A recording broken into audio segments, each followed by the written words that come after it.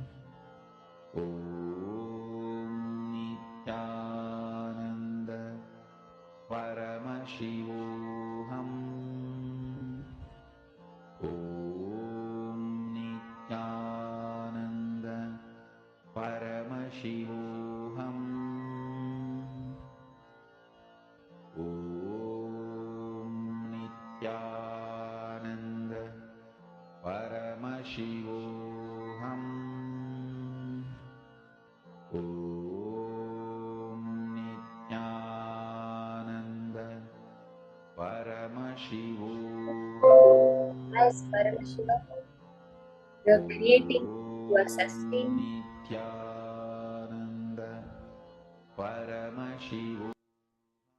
you are destroying,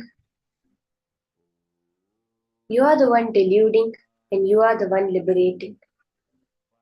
Your cognition of matter itself, you have created the matter. You are sustaining the matter. You will destroy the matter. You are deluded the matter, and you are liberating the matter. Because you are Paramashiva.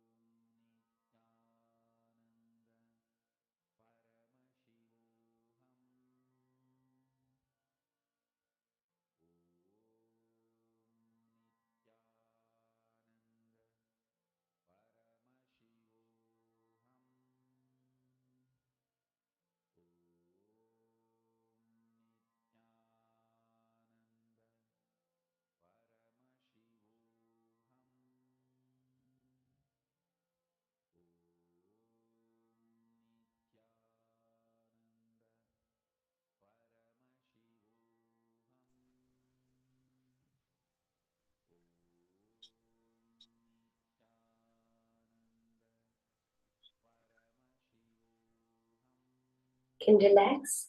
You can verify the manifestation that has happened. Further today, we'll be going into much deeper levels of consciousness over matter, where you will really will experience the whole manifestation happening.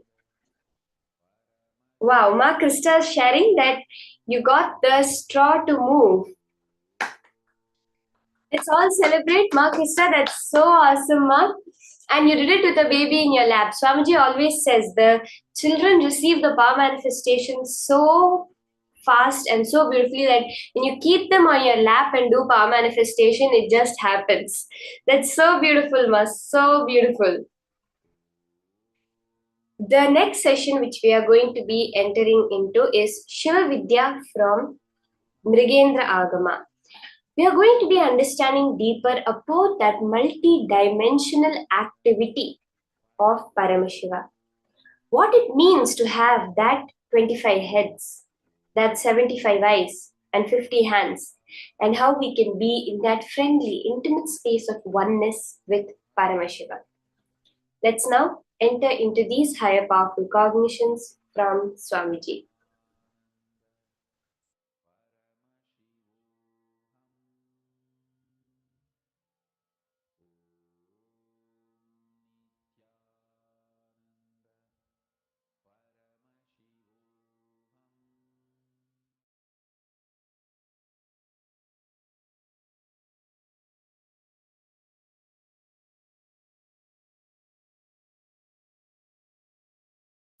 I'm going to introduce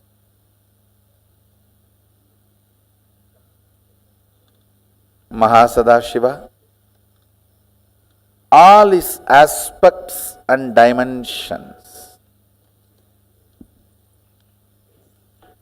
Even if you don't intellectually catch it, it's okay. Just sit. At least let your intellect knows he is beyond your intellect. Even that is also in a way catching it. Knowing that you can't know it also is in a way knowing it.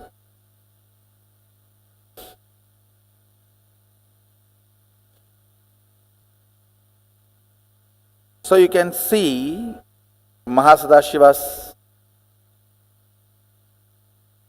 the way he describes himself in Agama with Adi Shakti. You can see him with 25 heads.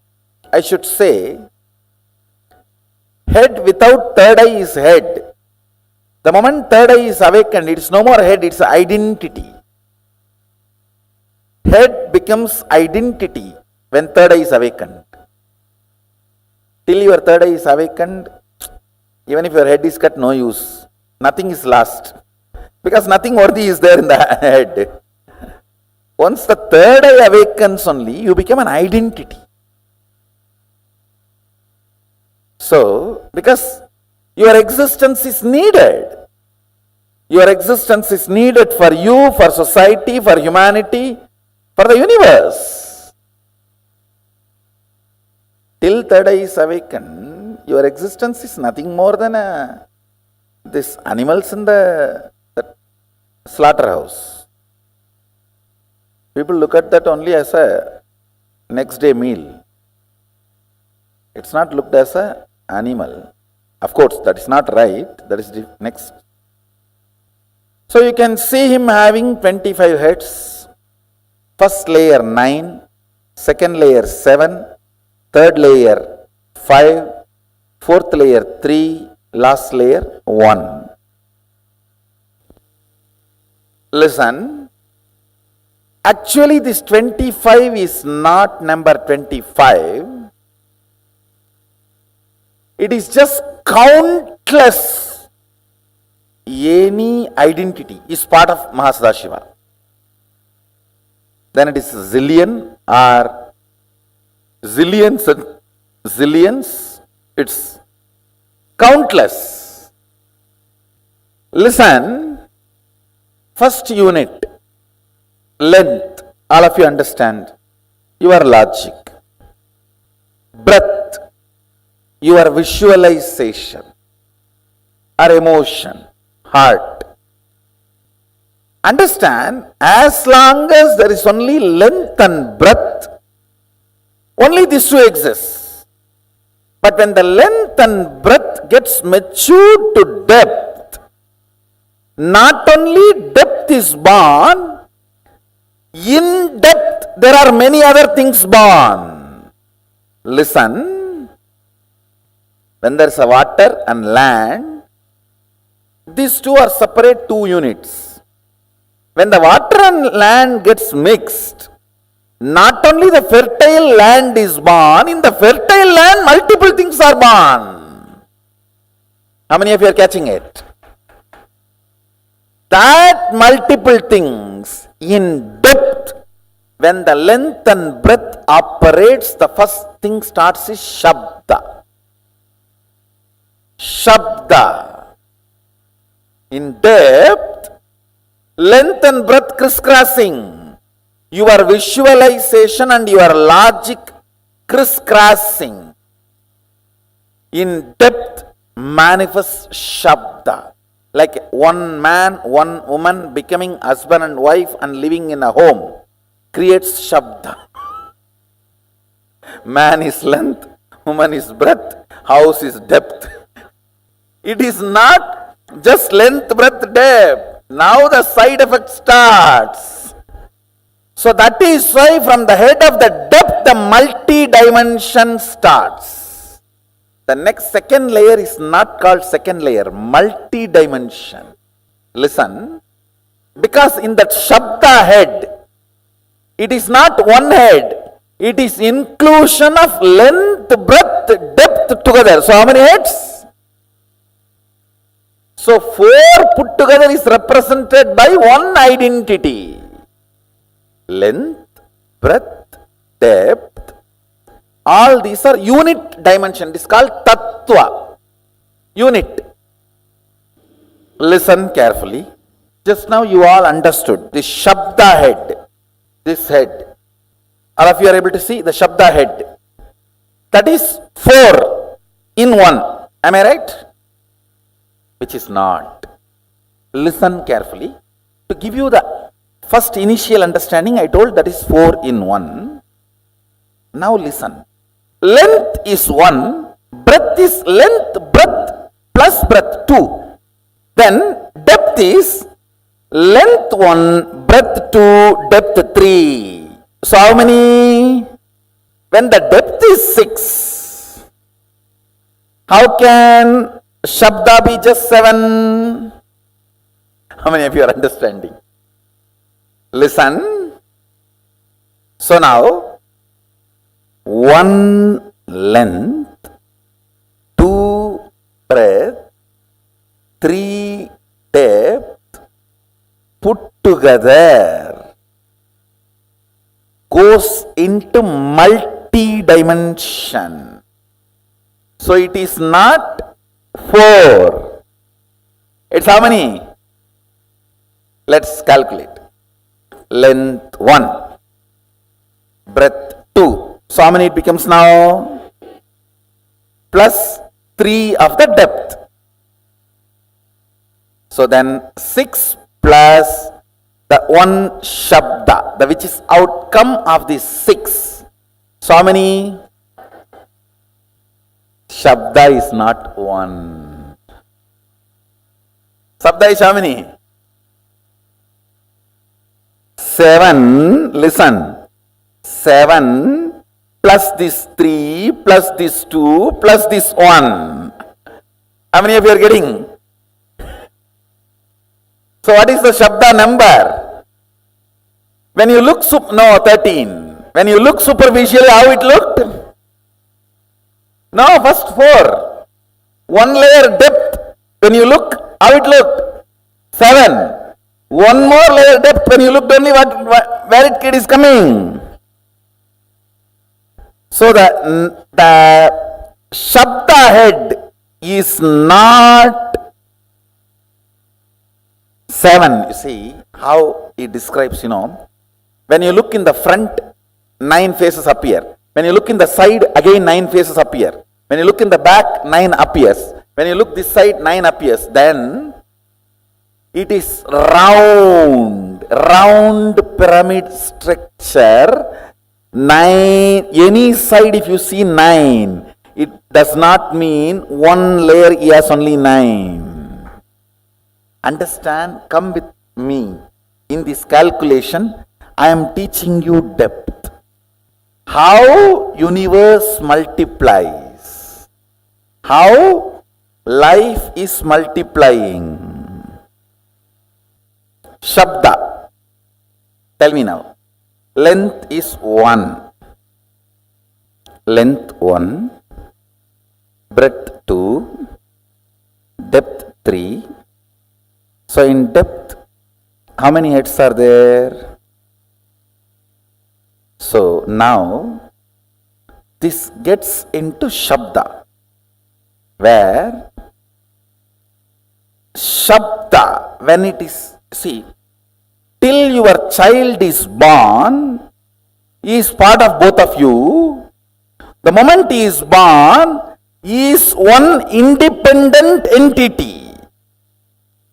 The moment Shabda is born, he is independent entity having all.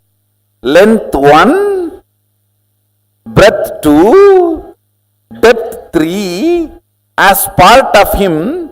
Because he has become independent, he himself has one more length, one more breadth, one more depth. Everyone is catching? So it is not plus, it is multi.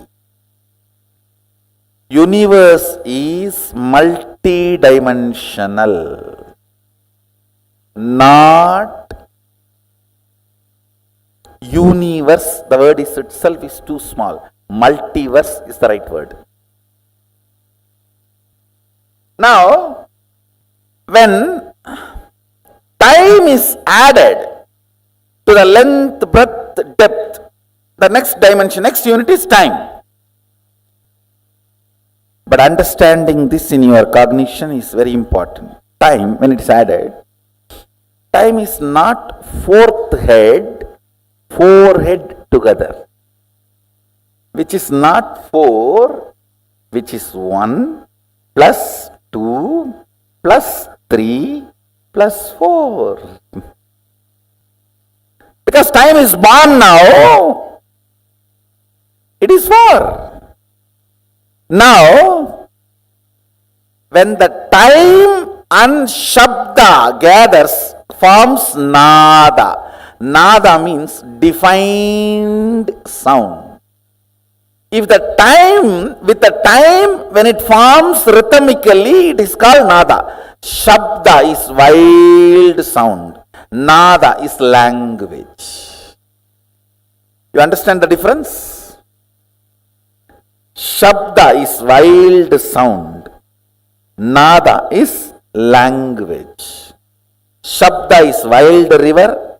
Nada is embanked canal. Nada kala is pure drinking water. I'll explain about that next. It is in Nada kala your will is created.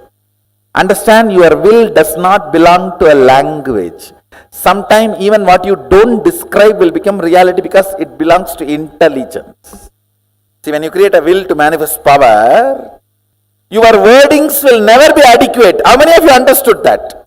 The word you generate for manifesting powers, your will, the words you generate will never be adequate instruction.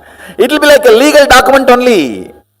Unsaid, unforesaid, foreseen, unforeseen.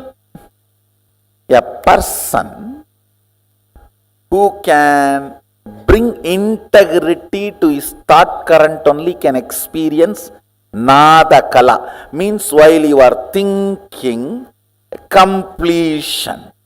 Listen carefully. Listen. While you are making a will to manifest power, if you are not comfortable and complete enough about the instruction you generated, and you are feeling very unstable, little incomplete. I don't know whether I did it right and am I completely creating the... All this, how many of you are having? That is what is non-integrity with yourself.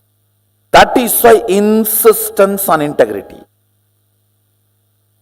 You understand, integrity is not morality.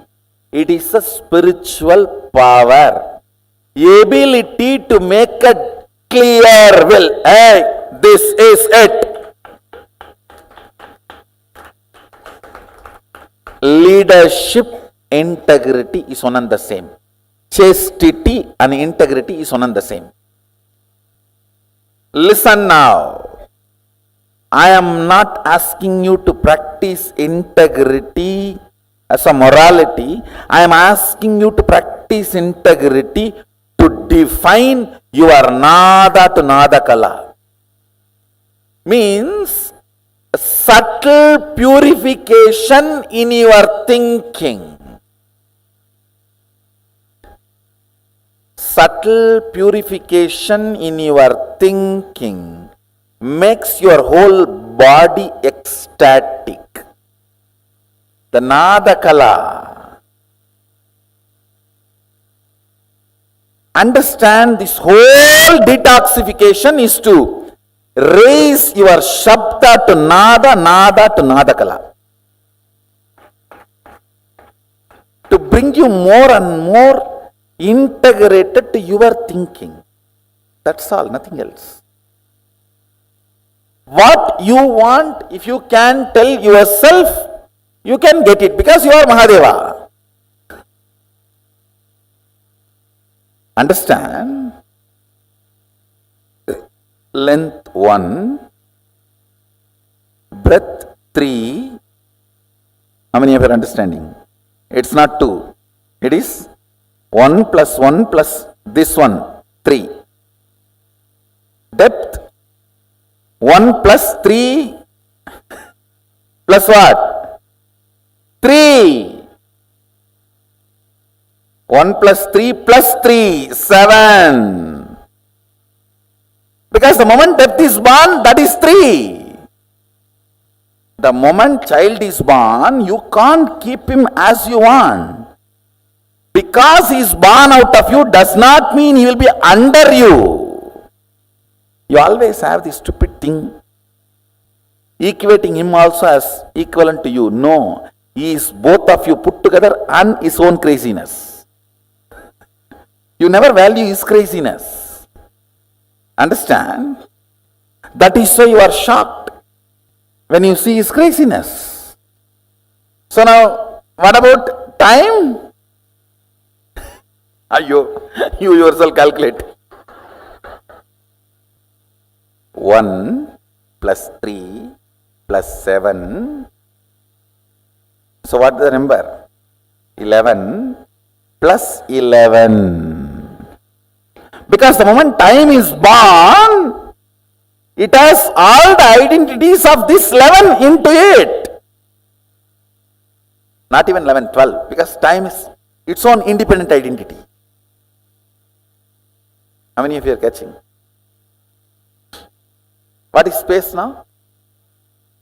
No, actually you will have to visualize clearly. 1, 1, 1, 1, 1, 1 and count.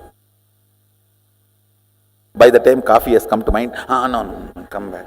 1, 1, 1, 1, 1, 1. I am not confusing. I am making you guys understand the futility of your mathematical length.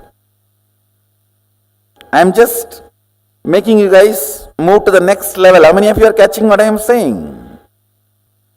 It is not pyramid structure, it is living identity structure. See, again it is gone. Tell me, like, now you are in the time zone. What all you can experience? The very depth of the time. Lengths, all the things. Breadths, length and breadths. Depths, length and breadths and depths. Lengths, breadths, depths and time in time. Listen, I am not confusing you, listen. Length of the length and length of the breadth both exist in time. Length of the length and length of the breadth and length of the depth exists in time. I mean, if you are catching, because now time is born, the length of the time. I mean, if you are understanding. You may think, why should I know all this? Because, listen, even all this being informed to your depth, you will play with the powers very properly, and you will know if at all you are stuck somewhere where you are stuck, and you can just clear it. Now listen to one line. How many of you think Shabda is totality of length, breadth, depth? From that Shabda appears. Listen, yes, it appears from length, breadth, depth, no doubt. So you will put the totality of length, breadth, depth to Shabda, but it cannot exist without space. That is why multi-dimension. Anything in multi-dimension may be generated from some of the unit dimension, but it cannot exist without all the unit dimensions cooperation. How many of you are getting? So all the unit dimensions have to be present in even the first of multi-dimension. Understand? I am teaching you the tattva, unit of the cosmos. Can sound, Shabda, exist without space? In length, breadth, depth, it will be generated. But it will die the moment it is generated. Only if the space, it can hold it and keep it alive. Without space, can the sound be kept alive? Then, without space, the word I utter here, sound I utter here, it will die here. It will never reach your ears. It reaches your ears because there is a space. How many of you are understanding? So, multi-dimension means all the unit dimensions have to be present there. Multiple dimensions means all the unit dimension and multi-dimensions have to be present there. Now calculate.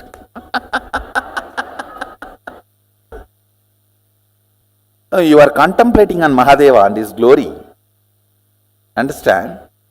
Only when your logic understands, it cannot capture. It allows the breath, emotion to open up, devotion to open up.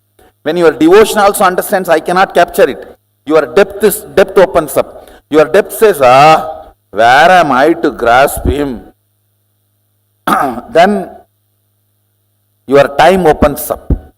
Your time, when it goes crazy, the space opens up. The space only creates oneness.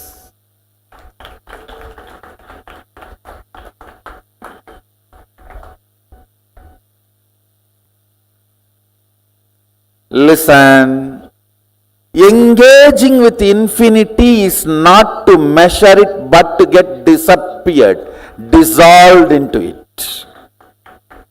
So till you dissolve into it, you have to engage with it. You cannot say, oh, it is infinity, so I am sleeping. No. That is not, you have to calculate now. You have to engage with infinity. Oh, it is infinity, I came to conclusion I am sleeping is Vedanta. No. In Agama, you engage with infinity. Each of you, the numbers you arrive, that many number of powers you are going to manifest. Then decide. Engaging with Mahadeva. He is proposing, will you become me?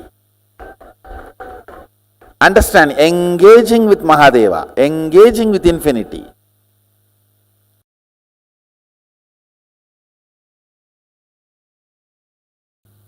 See, manifesting powers of third eye, like reading through your third eye, scanning through your third eye, is power. But understanding the fundamental principle, unit, tattva, why you are able to do? Because you connect your third eye with a third eye which is already awakened, your master's third eye which initiated you. And that third eye is connected with all the existing third eye. Then the power you manifested through your third eye is not limited to your third eye. You can read through any third eye. That is what is powerful cognition. Understand? Now, if you have manifested 56 powers, one powerful cognition, you will manifest multiple 56 powers. 56 into 56. Because each power, when you manifest powerful cognition, you will manifest through any body available anywhere. Understand? Don't get overwhelmed. Don't feel crazy. Feel gracie, not crazy.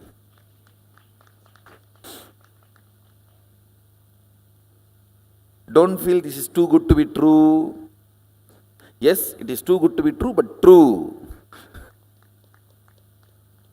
And don't come to the conclusion, these are all not for me. Even the first power I am struggling with. Where is all this? Understand? Sometime you may not manifest in even one power, but one powerful cognition will crack in you and make you manifest all the powers, because you may be a person of length. Your predominant cognition must have been settled on length. Powerful cognitions open the length dimension in you. When the Shiva Tattva manifests in you, you will give powers to others.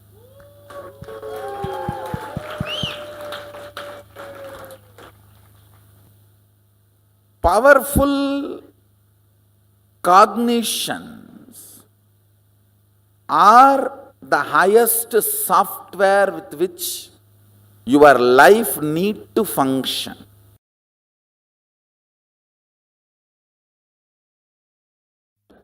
My next commitment to all of you, I'll make you experience KAILASA.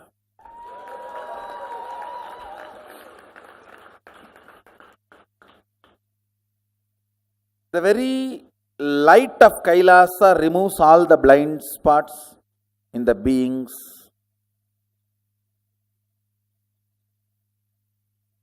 Now I will complete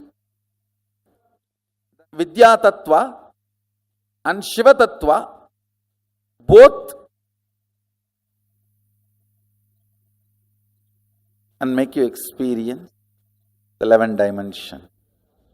It is actually a game to make you understand and visualize each dimension, what all it consists, what it takes to generate and what it takes to sustain, what it takes to evolve.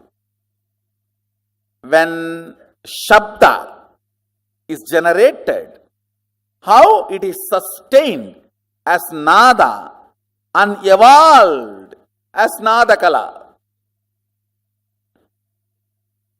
It is just a contemplation game to make you understand, to make you engage with the infinity. I'll just show you a simple video. How many of you saw that antimatter?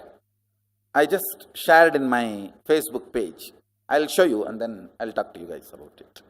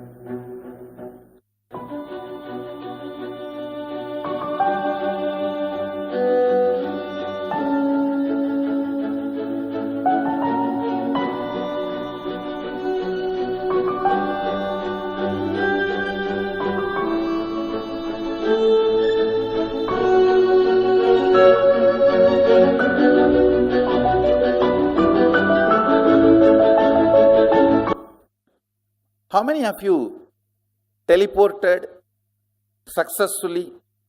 At least once, raise your hand. All of you already produced antimatter.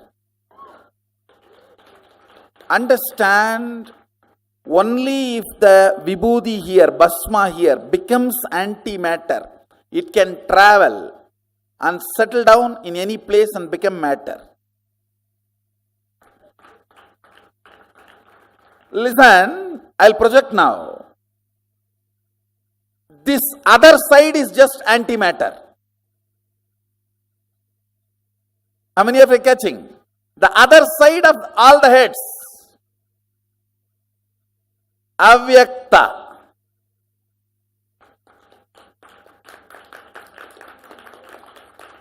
Understand? Now I have given one side. The other side is avyakta. Avyakta means antimatter, unmanifest, which exists but does not have any of the positive perceptive qualities of this vyakta. Listen, vyakta means which exists and can be perceived with a positive definition. With the positive definitiveness which you can perceive is manifest, vyakta.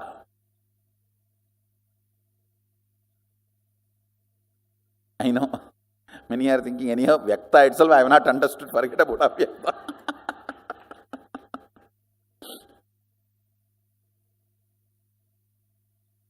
ஏண்டா மேக்ஸில் 100 mark வாங்கின, இங்கிலீஷில் ஏண்டா 20 mark வாங்கியிருக்க, அது பக்கத்தில் உட்காந்து எழுதுன கேள்றா, என்ன ஏண்டா கேட்குற? Means one father is asking his son, in maths you took 100 mark, why in English only 20 mark? Father, you should ask that to the fellow who was sitting next to me and writing the exam, not to me.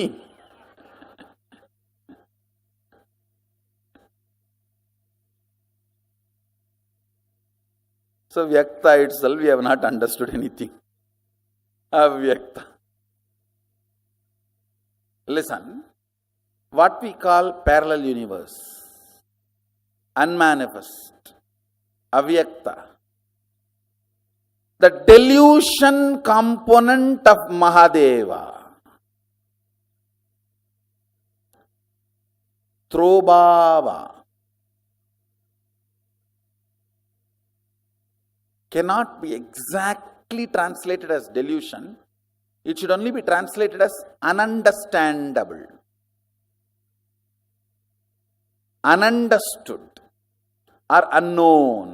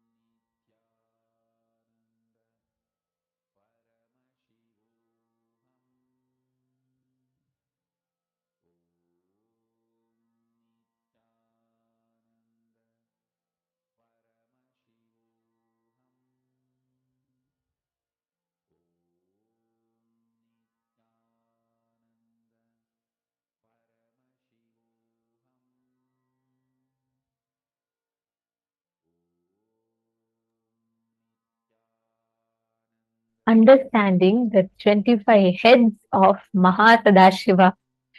How many of you? Okay, let me start with this. What did each of you understand firstly? How many of you cognized what Swamiji revealed in this segment? Understanding the 25 heads of Mahasadashiva and understanding the sound, anti-sound, matter, antimatter, and understanding how he exists, how Mahasadashiva, the form of Mahasadashiva exists. What did each of you understand? Can I request all the participants to take a few minutes and share?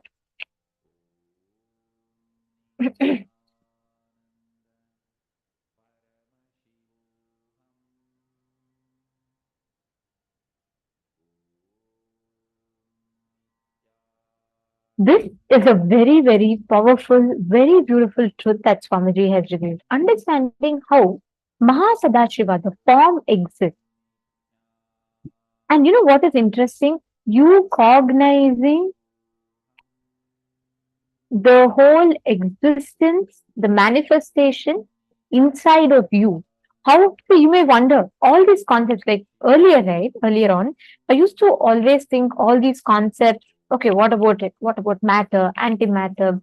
And there were these when I was in Gurukul initially, I used to read some of these Stephen Hawking's book. He written one about the quantum theory and about the universe. So I was just a little intrigued when I started reading, but halfway through, I just lost my passion or interest for it because I thought, okay, how is this relevant to my life? How is it going to be relevant to me? But then during Mahasadashivoham time, when 2017, when Swamiji was revealing these truths, I started understanding how much the universe is, it makes sense to our life, how much it's connected to us.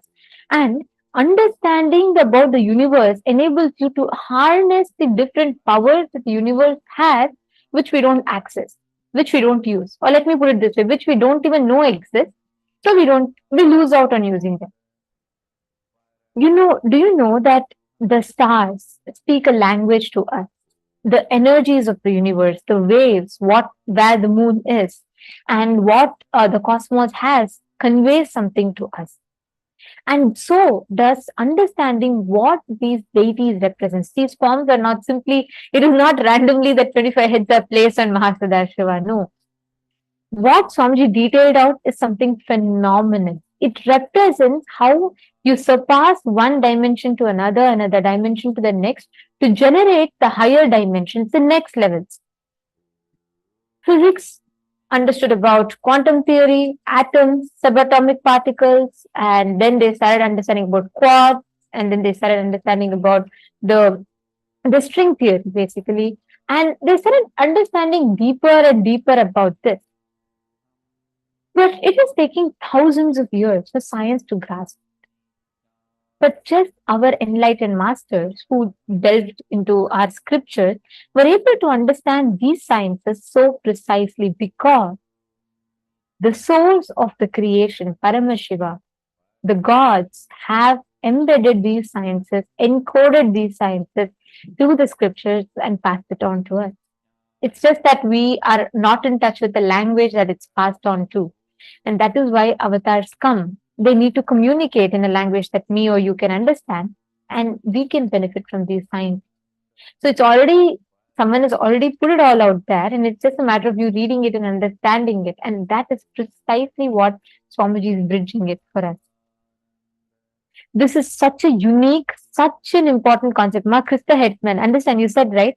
You were very excited. You were so surprised when you saw the straw move and how the whole manifestation happened. Understand, at those moments, you are tuning in not as a Krista Hetman or not as a mom, not as a woman, not even in the human realm. You are connecting to your highest reality, which is in tune with the universe's thought current, which is in tune with the frequency that the universe functions. That's why Swamiji said, if you are able to teleport, that means you are producing antimatter. If you are able to move the matter in front of you, there is some energy that you're harnessing, which is not connected to you, or I should say, which is not really cognized by us in this physical realm. but it exists. So we are learning about how you can practically apply, harness these sciences in your day-to-day life. And that is the power, that is the way the whole universe, cosmos manifests, functions, and lives and radiates through us. So please understand, each time when all of us experience these powerful cognitions, when you're listening to these truths, these are all not some very nice, very good brain candies to hear. These are science, science that will make sense to you much more than anything else. If you know, if you learn about this, Swamiji said that length becoming breadth, breadth becoming depth. At that juncture, Shabda, Nada is generated. The Nada Tattva. Like this, each dimension, the merging of these dimensions represents or gives birth to the higher dimensions. And this is what is Shiva Vidya. Identity awakening in us. And just these calculations that Swamiji revealed, if you understand that, you will just know how your brain expands. You'll be able to see it. The conscious elasticity happens inside of us. Okay, let's do this. Can each of you close your eyes for a few minutes? Close your eyes. Okay. Can I ask each of you to visualize Paramashiva? Visualize Paramashiva with 25 heads, 50 hands, 75 eyes. Visualize it. It's okay if you take time. Just visualize. Close your eyes. Visualize Mahasadashiva, Paramashiva. Visualize the 25 heads.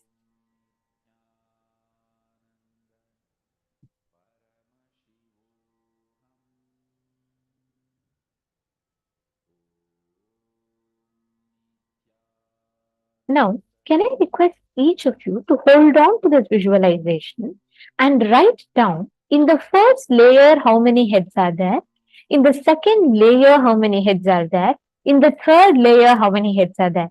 Come on, let's see.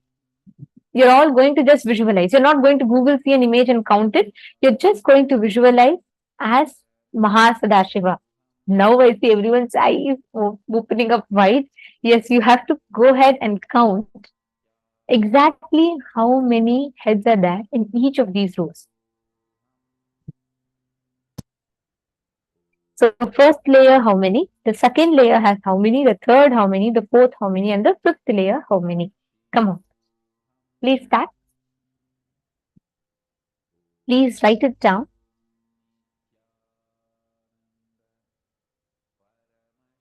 Understand when you count that, actually your brain expands. I'll give you all a few minutes. Take a few minutes and please count.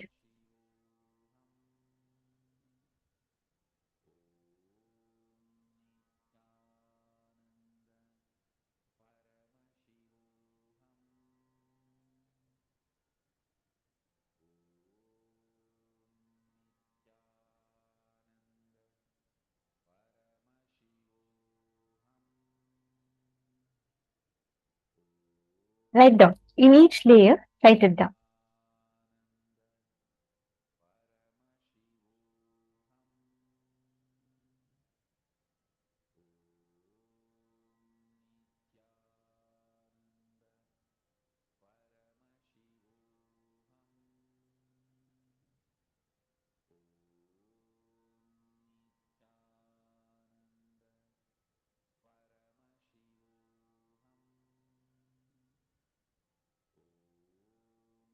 In each of the layers, please pen down. Take a few minutes. Count in each of the layers. See, just visualize. When you visualize itself, your brain has to awaken, your brain has to expand, experience a conscious elasticity.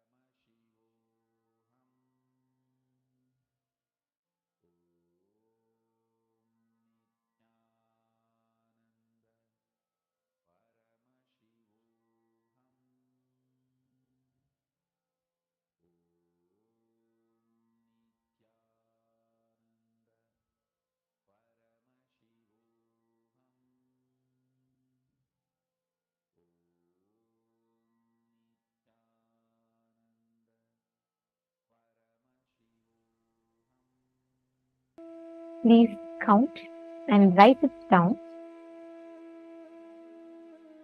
You all can see here. So in each layer, how many are there?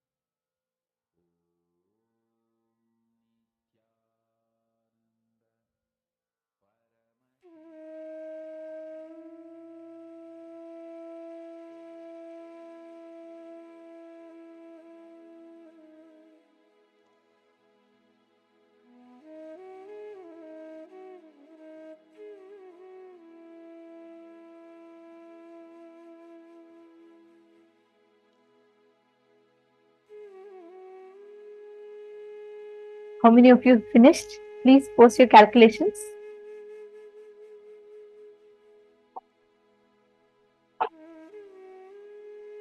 Okay.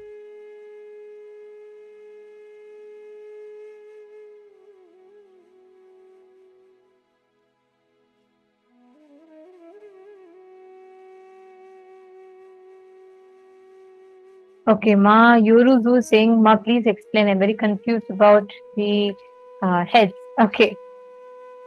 So I'll explain to you all about what these 25 faces are. Please understand. These 25 faces represent Paramashiva's manifestations in each form. See, Ma, Mayoruzu, when Paramashiva performs the Srishti and when he performs the um, sustenance, when he performs rejuvenation, each of these acts that he does, each of these panchakrityas that he does, each of this is the 25 different identities. See, it is countless. Any identity is part of Mahasadashiva. But the main 25 faces represents the 25 different identities. Creation, sustenance, rejuvenation, pulling out of delusion, putting in and pulling out of delusion, and liberation, all of them. So they all represent the Panchakritya of Paramashiva. The permutation combination of all of these put together makes up these 25 heads. Okay, so I'll quickly tell you all the answer. So the answer is 97531. Okay, let's see how many of you got it right. 97531. Yes.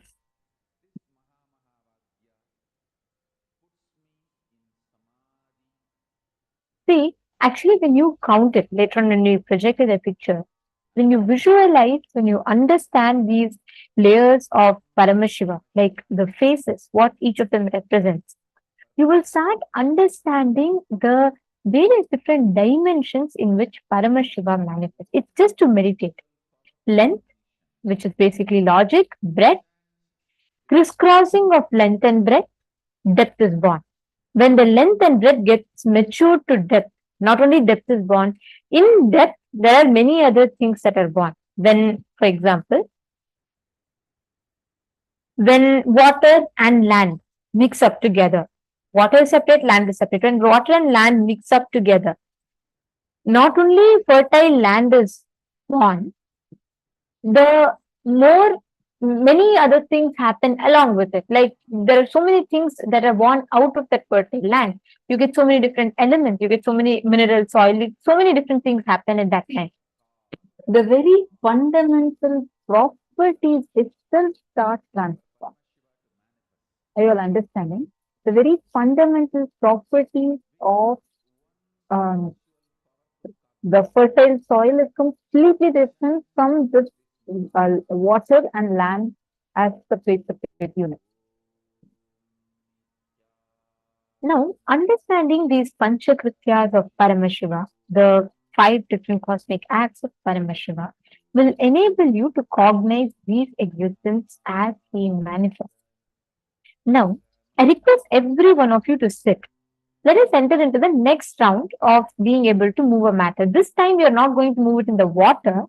So, you're not going to just move it in the water. You're going to try and levitate an object in water. Are we all ready? Will you all start? Can I request every one of you to put maybe a grain of rice or an eraser, not something too heavy, at the same time, not something that already floats. It should just be something that can float in water, but which is right now not floating. Like a piece of eraser, or let's say a grain, something that's heavy, or some peel, something like that. You can just put it in the water. What you're going to be doing now is you're going to be levitating that object in water. Listen very carefully. Water has the ability to respond to your thoughts. Water responds. The molecules in water can quickly absorb and grasp our thoughts, our emotions. So the water particles get the form that they take, they are directly impacted by the thoughts that you hold, the cognitions that you cherish. Okay. Now, what you're going to do is you're simply going to visualize Mahasadashiva, the 25 heads of Mahasadashiva, and look at the water. With that, you're going to be able to levitate the object in the water. Understanding? Can I request everyone to put the glass of water in front of the camera, please? See, all of you can see. I'm just going to show you all very quickly a short experiment that happened, which will show us the different ways that water responds to our thoughts. Okay, I request every one of you to please see this for a few minutes. So this was an experiment that was conducted, which by Dr. Masaru Emoto from Japan, and he took water samples from one river and he put them in three different glasses. The first glass, he speaks the words, beautiful words like harmony, eternal, and he studied under the microscope the responses of water molecules when good words were uttered. This is for the bad words, when the word Hitler was uttered. Same way when the word love and gratitude were uttered. Joy. So you can see these are real-time pictures of how water molecules responded and how for each of the word, the water molecules formed a particular structure.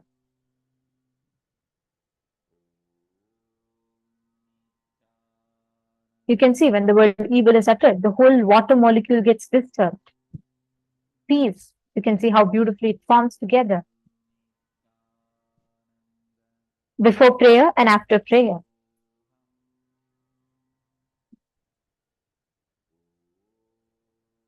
And see the impact of words and understand these are not just words alone.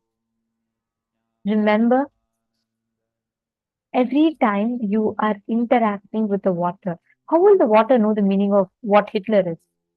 It does not respond to your words. It responds to your thoughts and your space. It's not just words. Okay, you can keep being very violent inside and say, I love you outside. Water will still not respond to it.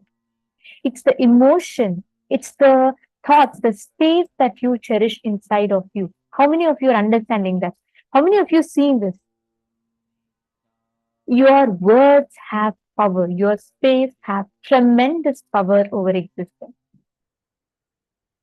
Each of you place water can immediately observe and respond to your thoughts, your space.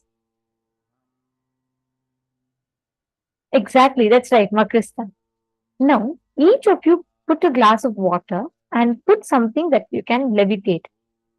You only need to visualize your Mahasadashiva, 25 heads, 50 hands, 75 eyes. Sit and chant the Mahavakya from that space. You will actually see physically the matter will start moving. The water will respond to you. It's a simple, straight science. Someone who was not even initiated, just a scientist, he was able to create such an impact in the water. Now, we're all initiated beings who are becoming superconscious beings guided by the avatar. It is even more easier for us to manifest. Just sit now. Put a glass of water, keep eraser, grain, anything. Your only focus is visualizing you are Mahasadashiva, and with that visualization, commanding for the object to levitate. Declare that space of oneness in you and start the manifestation. See, it is again and again, remember, it's the power of space. So, what you create the space for matters. Hold the space of completion in you, and water will reflect that exact same thing. Please start the manifestation.